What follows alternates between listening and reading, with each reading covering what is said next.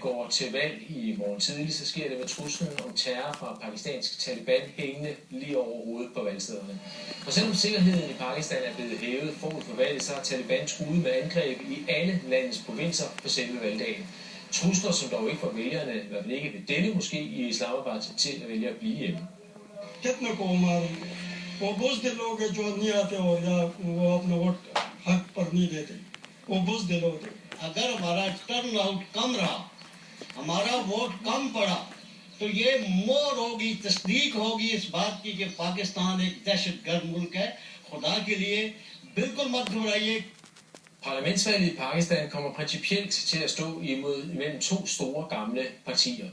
Det ene er centrum-venstrepartiet Pakistans Folkeparti, som er ledet af den nuværende præsident Asif Ali Zardari. Han blev præsident i 8 på toppen af en kæmpe sympatibølge efter mordet på hans hustru Benazir Bhutto. Men Zardari er også nået at blive temmelig upopulær. Han er beskyldt for korruption og dårlig ledelse. Og desuden mener mange, at Taliban har fået alt for frit spil flere steder i landet under netop hans regeringstid.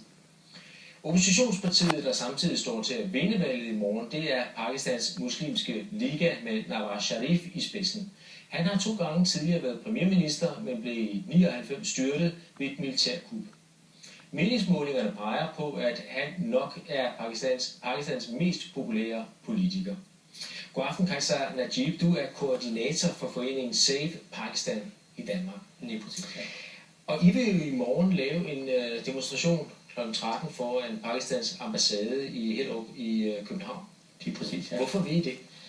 Det vi faktisk gør her ved at holde den her demonstration, det er for at vise vores utilfredshed med hele det korrupte valgsystem i Pakistan. Valgsystemet i Pakistan er baseret på penge og magt, og derfor hele den pakistanske forfatning, hvor i at den valgkommissionen også er blevet oprettet på et vis, hvor at den ikke er blevet hørt igennem den rigtige pakistanske forfatning. Den er ikke blevet lavet på en rigtig vis, uconstitutional. Så derfor så forventer vi ikke, at et valg kan blive gjort, eller et valg kan være til stede, hvor at et valgkommission, der skal ligesom lede hele valget, hvor det er korrupt.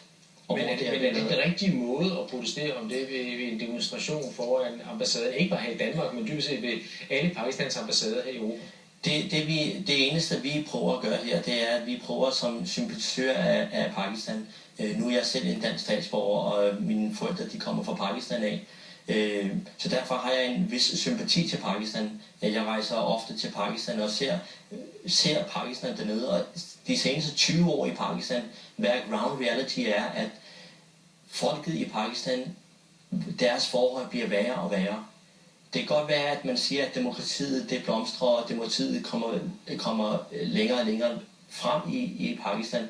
Men i virkeligheden, den almindelige mand og den almindelige person i Pakistan har det værre, end det havde for 10 år siden. Men er det selve systemet, for når man kigger på selve valgprocessen i Pakistan, så kan det godt være, at der er nogle små uregelmæssigheder, men dybest set så er et valg jo afviklet i Pakistan, ligesom det bliver i hvert andet vestligt land. Spørgsmålet er så, om det dybest set er politikerne i Pakistan, der er problemet, eller om det er forfatningen eller selve valgsystemet, der er problemet. Hvad mener du? Jeg mener, at hele systemet, både politikerne, er også indblandet, og det er en meget stor conspiracy, hvor at alle politikerne og valgkommissionen, de er indblandet ind i hinanden. Der er folk inde i valgkommissionen, som ikke er upartisk. De er en del af nogle politiske partier, og derfor nu her, hvor at 5.000 kandidater, de skulle igennem en proces, hvor de skulle se, om de var egnet til at være kandidater.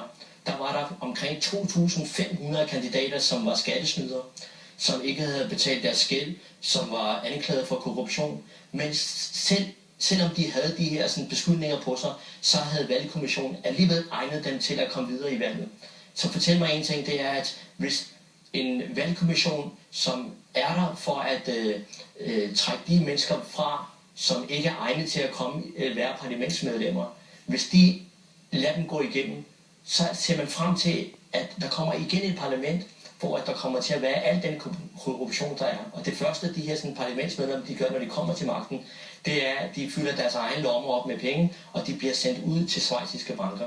Hvad håber du, der kommer ud af demonstrationen i morgen, som altså er i Hellerup ved Pakistans ambassade kl. 13? Det, jeg håber, der kan komme ud af det her, sådan, det er, at en stemme kan komme frem. Og det er det, vi prøver at gøre, at en stemme kan komme frem til Vesten også. At det her, sådan, det er bare en illusion af et valg, som der er ved at foregå i Pakistan. I dækker det rigtig flot, og det ser rigtig flot ud med valgkommissioner, og der bliver kandidater og alle de her ting. Men i virkeligheden er det et meget stort fupnummer. Og alle de her sådan, personer, som der var korrupte og er anklaget for korruption, de igen kommer til magten i Pakistan, og vestlige lande går ind og støtter med flere millioner dollars til at fjerne terrorisme, til at fjerne fattigdom i Pakistan. Og de her penge, som Vesten investerer i Pakistan, de går ikke til andet end kun til lommerne af de her sådan, korrupte politikere igen. Så det vores stemme er, det er, at når et land som Danmark, hvor at jeg selv også betaler skat i Danmark, at vores penge skal blive brugt til noget fornuftigt i Pakistan.